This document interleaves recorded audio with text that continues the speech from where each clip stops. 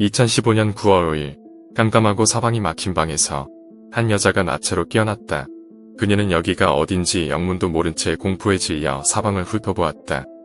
자신이 누워있는 침대 옆에 의자가 하나 놓여있는 것 말고는 아무것도 보이지 않았다. 좀 더 자세히 보자 한 남자가 의자에 앉아 있었다. 그리고 그는 그녀를 보고 미소 짓고 있었다.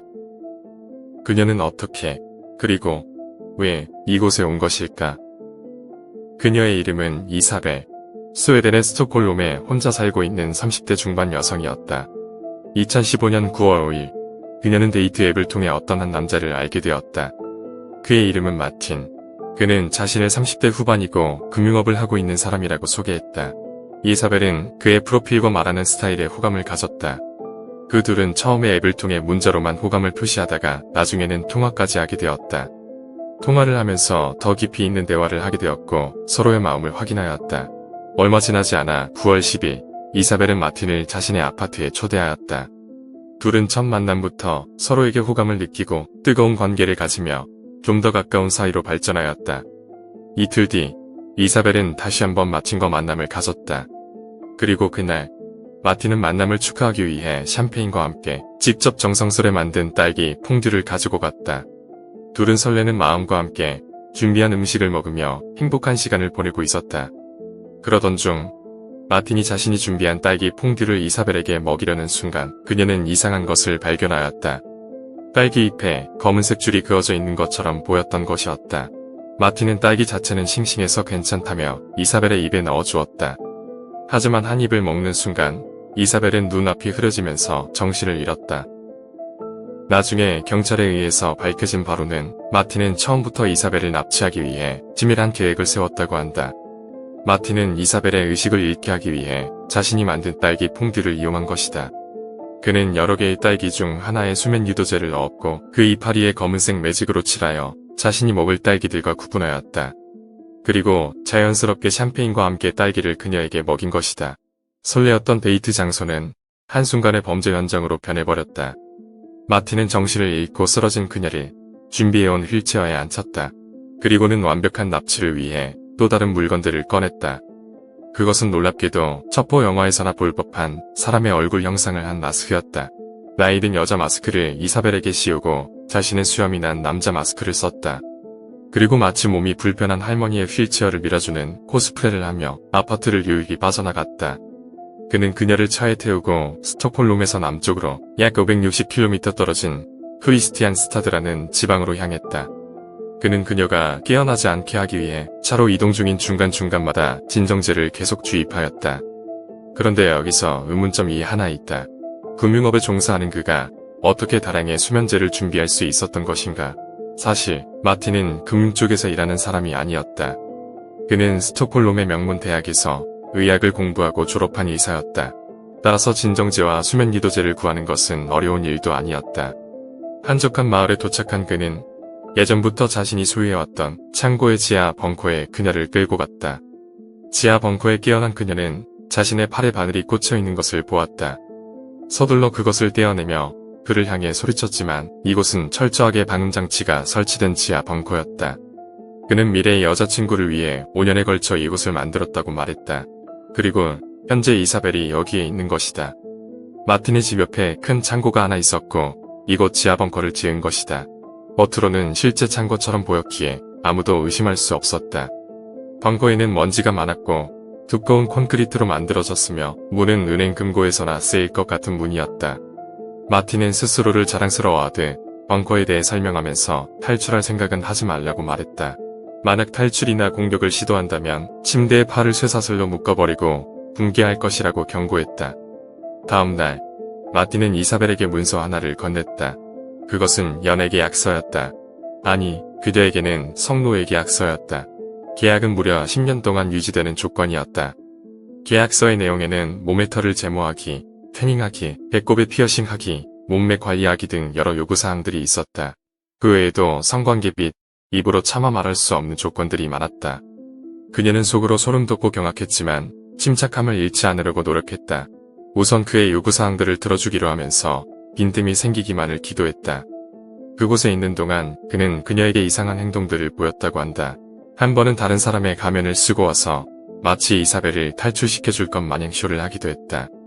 또 한 번은 총을 가지고 와서 자신을 쏘고 도망치라고 부추기기도 하였다.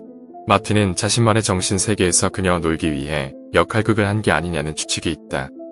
이러한 그의 이상 행동에도 불구하고 이사벨은 우선 그의 마음을 얻기 위해 순종하였고 마틴 또한 그녀가 자신의 진정한 연인처럼 느껴지기 시작했다. 어느 날은 힘이 없어 보이는 이사벨을 위해 마틴은 강아지 한 마리를 데리고 왔다. 그리고 그녀에게 벙커와 연결된 작은 뜰에서 잠시 동안 시간을 갖는 것을 허락하였다. 오랜만에 상쾌한 공기를 마시고 햇빛을 볼 수 있었다. 그러는 동안 탈출 기회를 엿보려고 했지만 그곳은 사방으로 막혀 있었고 펜스 너머로 아무리 둘러봐도 나무밖에 보이지 않았다. 자신이 어디쯤에 있는지 알 수 있는 증거를 하나도 찾을 수 없었다. 그녀는 강아지와 함께 잠시나마 행복한 시간을 보냈지만 그것도 얼마 가지 않았다. 그리고 다음 날 마틴으로부터 충격적인 이야기를 듣게 되었다. 그는 또 다른 납치를 계획 중이라고 말했다. 그러면서 갑자기 이사벨에게 그녀의 엄마가 당신처럼 예쁘냐고 물어보았다. 그 순간 그녀는 그가 엄마를 벙커로 데려올 생각을 하니 정말 무서웠다. 이사벨은 가능한 빨리 나갈 수 있는 방법을 생각해내야 했다. 그렇지 않으면 엄마가 납치될 수도 있다는 생각이 들었다. 어느 정도 신뢰가 쌓였다고 생각한 이사벨은 마틴에게 자신의 짐을 챙겨오지 못해서 생활이 불편하다고 말했고 속옷을 포함한 개인 물품들을 아파트에서 가져다 달라고 설득했다. 그리고 그가 없는 시간을 틈타서 탈출을 계획하려고 했었다. 마틴은 이사벨의 부탁을 들어주기 위해 차를 타고 그녀의 아파트 문 앞에 도착했는데 이웃으로부터 뜻밖의 소식을 듣게 되었다. 현재 이 집에 살았던 여성이 실종 신고되었고 경찰들이 수사 중이라서 현재 아무도 들어갈 수 없는 상태라고 말했다. 마틴은 패닉 상태가 되었다. 이사벨이 실종 신고가 되어 있으리라곤 생각하지 못했다. 경찰의 수사가 계속 진행된다면 결국 자신에게 불리할 것이라고 생각했다. 그는 차를 타고 내려가면서 계획을 세웠고 그녀에게 경찰서에 함께 가서 연인인 척 연기를 하라고 말했다. 그렇지 않으면 벙커에서 찍은 나체 사진들을 인터넷에 뿌린다고 협박했다. 감금된 지 6일째 되는 날, 마틴은 이사벨과 함께 경찰서로 향했다. 그는 그녀와 연인관계라는 것을 강조하면서 실종된 것이 아니라 자신의 집에서 동거하고 있었다고 진술했다. 하지만 조사 중간에 이사벨의 표정에서 이상함을 감지한 경찰은 마틴이 혼자 조사받고 있는 사이에 그녀를 한쪽 구석으로 데리고 갔다. 그리고 그녀에게 스스로 동거를 선택한 건지 아닌지에 대해 물어봤다. 망설이던 이사벨은 작은 목소리로 현재 자신은 납치를 당해 감금되어 있는 중이라고 털어놓았다. 그 즉시 마틴은 현장에서 체포당했고 본격적인 경찰의 수사가 시작되었다. 경찰은 마틴의 집과 벙커를 수색하였고 그곳에서 납치에 사용되었던 마스크와 휠체어를 발견하였다. 지하 벙커에서도 이사벨의 흔적과 함께 그녀에게 약을 투약한 사실들을 발견했다. 또한 그녀에게서 혈액 샘플을 채취하여 그의 병원에서 성병에 대한 검사를 한 것도 알아냈다. 수사가 물 흐르듯이 진행되는 것만 같았다. 하지만 법원에서 마틴은 납치와 감금 혐의는 인정했지만 강간 혐의에 대해서는 부인하였다. 또한 그의 변호사는 그가 정신질환을 앓고 있다고 주장하면서 감형을 해달라고 호소하였다. 법의학적 정신감정 결과 마틴은 정신질환이 있는 것으로 드러났다. 처음에 법원은 그에게 징역 10년형을 내렸지만 결국 정신질환이 인정되면서 징역 8년으로 감형을 받았다. 그리고 증거가 불충분하다는 이유로 강간 혐의 또한 무죄를 선고받았다. 마지막으로 마틴은 그녀에게 15,000유로 약 2천만 원의 손해배상금을 지급하라는 명령이 내려졌다. 그 사건 이후 그녀의 이야기는 책으로 나오기도 했다. 또한 그녀는 자신을 숨기지 않고 여러 언론사들과의 인터뷰를 통해 이러한 사건이 다시는 나오지 않길 바랬다. 하지만 그녀의 이러한 노력에도 불구하고 2023년 현재 끔찍하게도 마틴은 징역 8년을 마치고 출소하였고 이사벨은 증인보호 프로그램을 신청한 상태라고 한다. 지금 이 순간에도 그가 그녀의 주위를 맴돌며 지켜보고 있을지도 모른다. 시청해주셔서 감사합니다.